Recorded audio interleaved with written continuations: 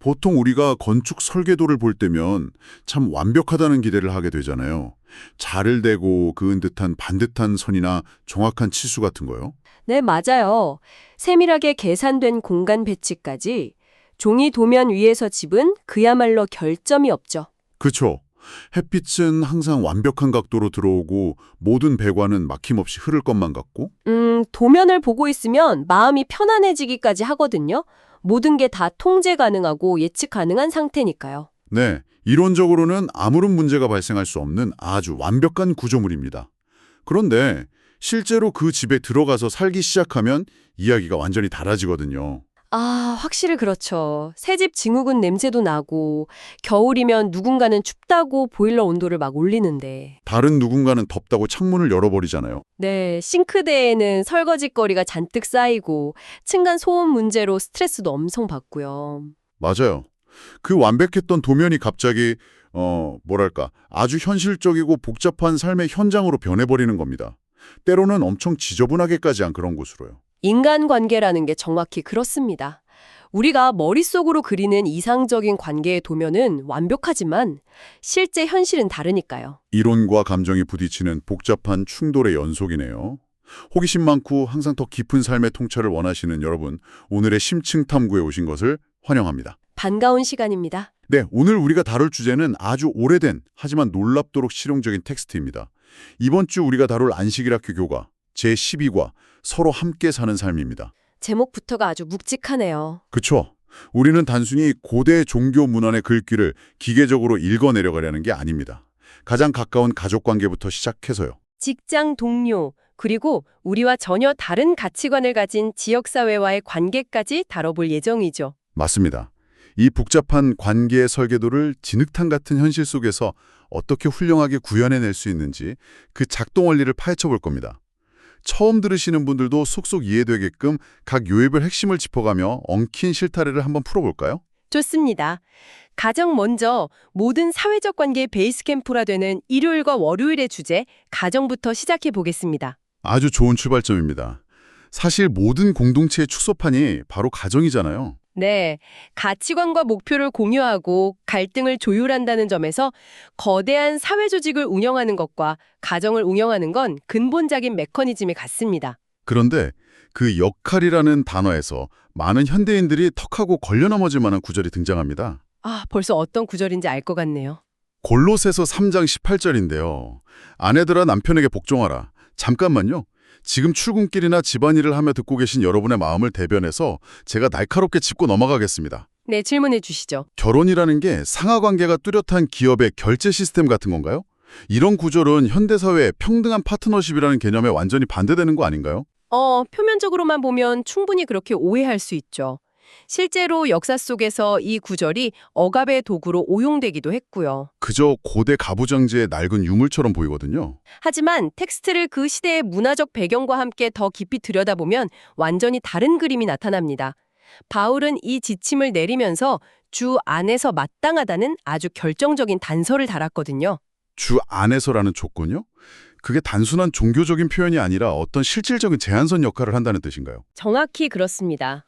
당시 로마 시대의 가부장권, 그러니까 파테르 파밀리아스는 엄청난 권력이었어요. 남성이 막 모든 걸 결정하는 그런 거였죠? 네, 남성이 아내와 자녀, 심지어 종들의 생사여탈권까지 다 쥐고 있는 절대적이고 폭력적인 권력이었죠. 와, 생사까지요? 네, 그런데 바울은 아내의 궁극적인 충성의 대상이 남편이 아니라 주님이라고 선언해버린 겁니다. 아, 그러니까 아내는 남편의 소유물이 아니라 하나님 앞에서 독립적인 영적 주체라는 거네요. 맞습니다. 남편은 결코 아내의 양심이나 궁극적 재판관 역할을 대신할 수 없다는 선을 명확히 그은 것이죠. 와, 오히려 당시의 무제한적인 남성 권력을 제한하고 여성에게 영적인 독립성을 부여한 파격적인 선언이었군요. 그렇죠. 정말 엄청난 혁명적 발현이었던 겁니다. 이론적으로는 참 훌륭한 설명입니다. 근데 여전히 복종이라는 단어가 주는 뉘앙스란 일방향적인 느낌이 강하거든요. 남편들에게는 어떤 요구가 주어졌나요? 이 지점이 바로 기독교 가정윤리의 핵심인 상호성이 등장하는 대목입니다. 에베소서 5장을 보면 남편들에게 요구되는 기준이 충격적일 만큼 무겁습니다. 오, 충격적일 만큼요? 뭐라고 되어 있나요? 그리스도가 교회를 위해 자신을 내어주신 것처럼 사랑하라고 하죠. 이건 군림하라는 뜻이 아닙니다. 오히려 피라미드를 완전히 뒤집어 놓은 형태에 가깝네요. 네, 리더십의 본질을 지배가 아니라 철저한 자기 희생과 보호로 재정해야 한 것입니다. 피라미드를 뒤집었다. 그러니까 가장 높은 곳에서 명령하는 게 아니라 가장 밑바닥에서 관계의 무게를 견디고 희생하라는 뜻이군요. 맞아요. 남편이 그런 십자가 형태의 희생적 사랑을 보여줄 때 아내 역시 자발적인 존중과 협력으로 화답할 수 있는 선순환을 말하는 겁니다. 부부관계가 이런 단단한 신뢰 위에 서 있다면 자연스럽게 그 토대 위에서 자녀 양육의 방식도 달라질 것 같습니다. 네, 부부간의 역동은 자녀에게 고스란히 흘러가거든요. 그래서 월요일 교과로 넘어가 보면 부모들아 자녀를 노엽게 하지 말라고 권면합니다. 부모의 억압적인 훈육이나 일관성 없는 태도가 자녀를 얼마나 깊이 파괴하는지 짚어주는 거네요. 맞습니다. 자녀의 내면을 낙심하게 만들지 말라는 아주 중요한 포인트죠. 자녀 양육에 대해 이야기하다 보니 이 자료들을 검토하면서 제가 정말 흥미롭게 본 통계가 하나 있습니다. 어떤 통계인가요? 보통 우리 머릿속에 자녀의 신앙 교육하면 새벽마다 눈물로 기도하시는 어머니의 따뜻한 이미지가 가장 먼저 떠오르잖아요. 그렇죠. 아주 전형적이고 아름다운 이미지죠. 그런데 데이터는 전혀 다른 이야기를 하고 있더라고요. 전문가님도 아시는 그 연구 맞죠? 네, 자녀의 영적 성장에 미치는 아버지의 영향력에 대한 연구 결과죠. 맞아요. 통계적으로 어머니보다 아버지가 가정에서 신앙적인 모본을 보이고 종교활동에 꾸준히 참여할 때가 놀랍더라고요. 자녀가 성인이 되어서도 그 가치관을 유지할 확률이 압도적으로 높다는 내용이었습니다. 저는 이 지표가 굉장히 의아했습니다. 현실적으로 자녀와 물리적인 시간을 더 많이 보내는 쪽은 주로 어머니인 경우가 많잖아요. 정서적인 교감도 훨씬 많이 남고요. 네. 그런데 왜 아버지의 영향력이 이토록 결정적인 차이를 만들어내는 걸까요? 이 현상의 기저에 깔린 심리적 메커니즘이 궁금합니다. 아주 예리한 질문입니다. 사회학자들과 발달 심리학자들은 이를 외부 세계와의 연결이라는 관점에서 설명하거든요. 외부 세계와의 연결이요? 전통적으로 아이에게는 어머니는 가정이라는 따뜻하고 안전한 내부 세계를 상징합니다. 반면에 아버지는 사회나 규범, 즉 외부 세계를 상징하는 경향이 있죠. 아, 그래서 어머니만 신앙을 가질 경우 아이는 어떻게 받아들이나요? 그냥 우리 가족만의 사적인 위안이나 어릴 때의 따뜻한 추억 정도로 여기기 쉽습니다. 하지만 외부 세계를 대변하는 아버지가 신앙을 삶의 기준으로 삼는 것을 보면 다르다는 거군요. 네, 아이의 뇌는 그걸 이건 집안에서만 통용되는 게 아니라 현실 세계를 살아가는 데 필요한 객관적인 세계관이구나 라고 인식하게 된다는 겁니다. 와, 듣고 보니 소름이 돋네요. 아버지의 태도가 자녀에게는 세상을 해석하는 렌즈 그 자체가 된다는 거군요. 맞아요. 이 방송을 듣고 계신 부모님들, 특히 아버지들에게는 엄청난 책임감과 사명감을 안겨주는 대목입니다. 자, 이렇게 우리는 가정일에는 내부의 설계도를 살펴갔습니다. 하지만 우리가 평생 집안에만 머물 순 없잖아요. 당연하죠. 아이들은 자라고 우리도 문을 열고 치열한 밖으로 나갑니다. 네, 화요일 교과로 넘어가서 직업과 사회적 관계라는 울타리 밖으로 확장해보죠. 여기서 저는 텍스트를 읽다가 꽤 심각한 인지 부조화를 겪었습니다. 어떤 부분에서 충돌을 느끼셨나요? 성경에 종과 주인, 즉 노예제도에 대한 지침이 나옵니다. 종들은 주인에게 순종하고 주인은 종들에게 의의를 베푸라는 식이죠. 네, 현대인들에게 아주 불편한 텍스트 중 하나죠. 아니 잠깐만요.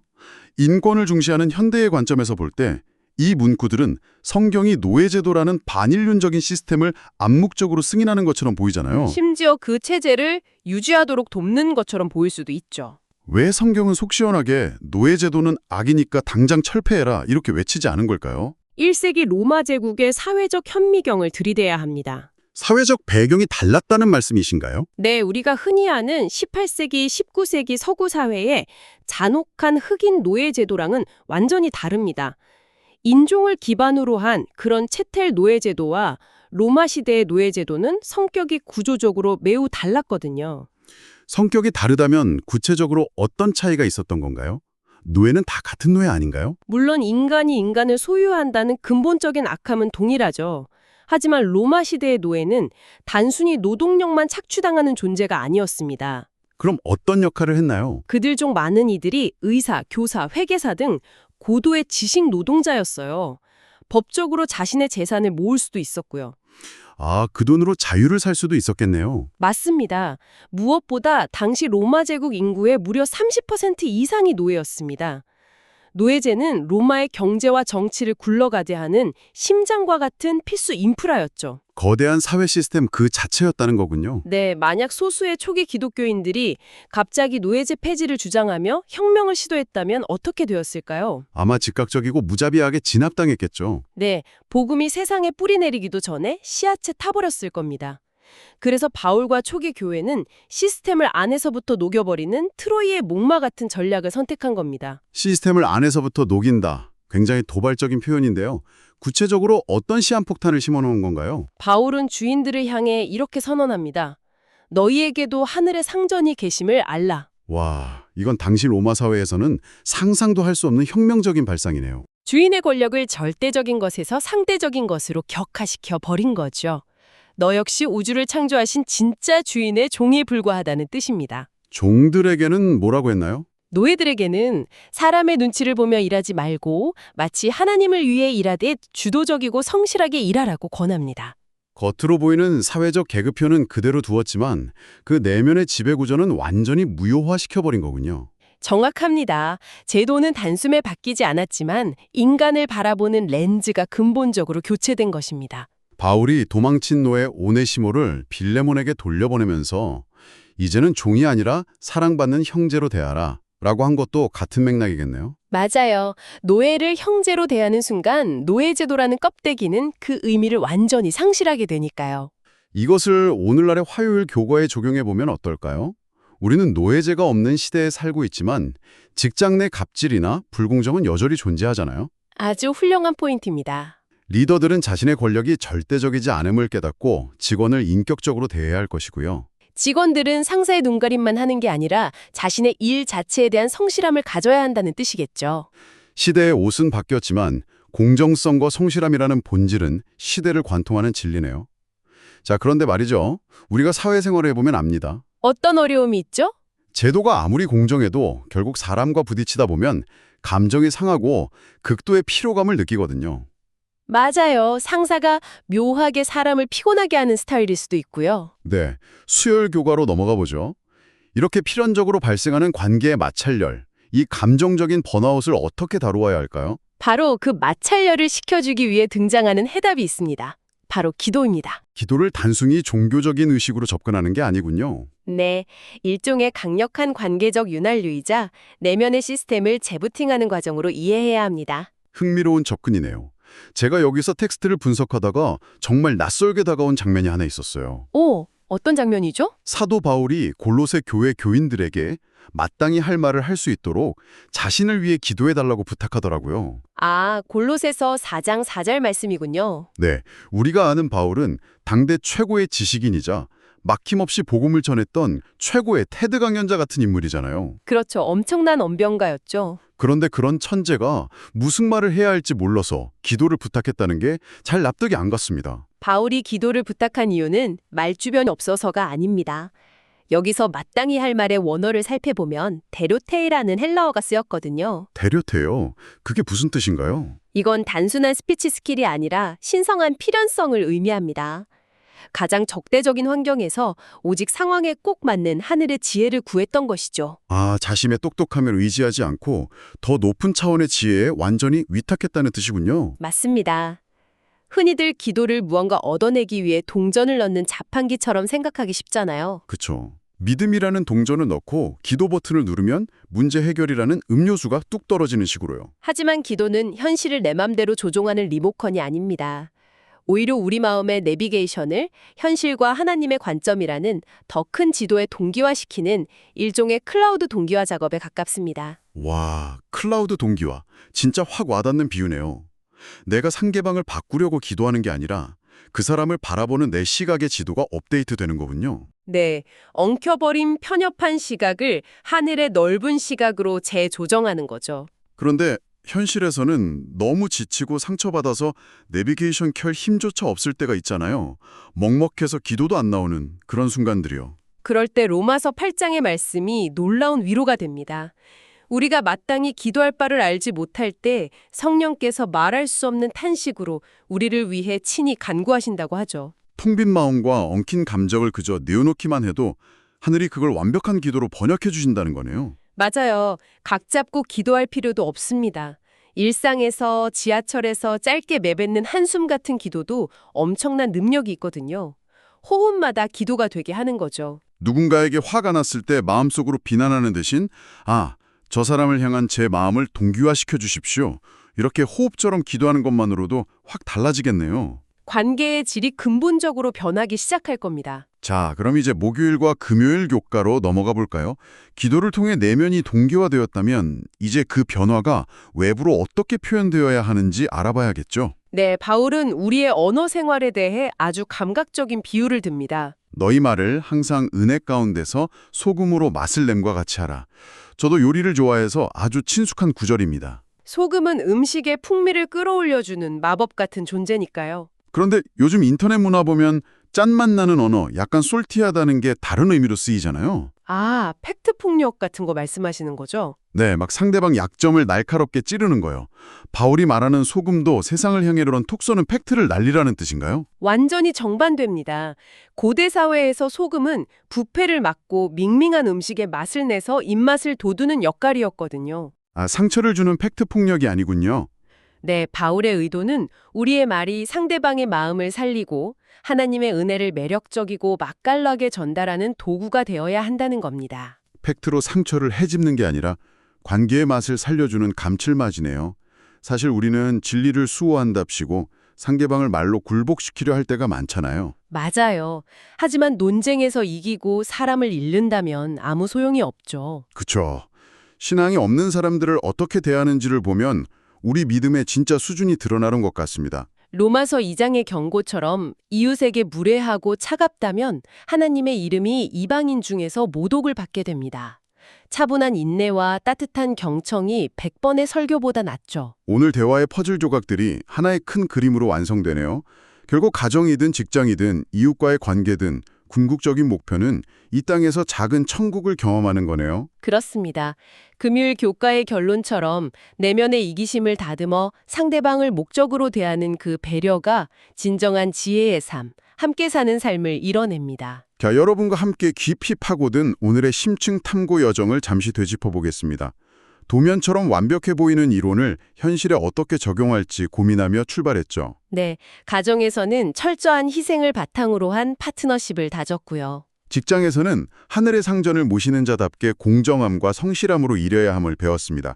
그리고 삐걱거릴 땐 기도로 내면을 동기화하고요. 마지막으로 그렇게 재조정된 마음이 세상을 향해 맛을 내는 소금처럼 은혜로운 언어로 흘러가야 함을 나눴습니다. 이 모든 게 결국 사랑이라는 거대한 동력으로 연결되네요.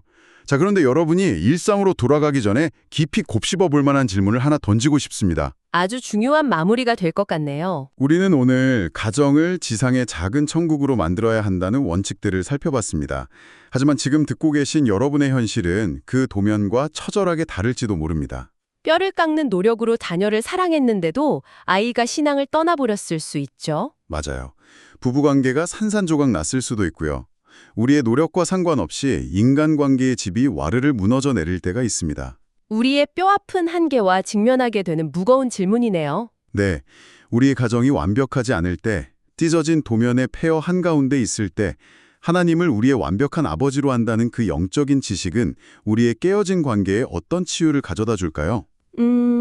우리가 절망하며 내려놓는 바로 그 끝자리에서 결코 포기하지 않으시는 하늘 아버지의 완전한 사랑과 재건축이 시작된다는 것을 기억하셨으면 좋겠습니다. 인간의 불완전함을 높여주시는 그 완전함, 여러분 각자의 삶 속에서 조용히 대면해 보시길 바랍니다. 오늘 하루 지친 일상 속 모든 관계의 틈 사이로 은혜가 스며들기를 응원합니다. 치열한 현실을 함께 살아가는 여러분을 응원합니다. 오늘의 심층 탐구는 여기까지입니다. 감사합니다.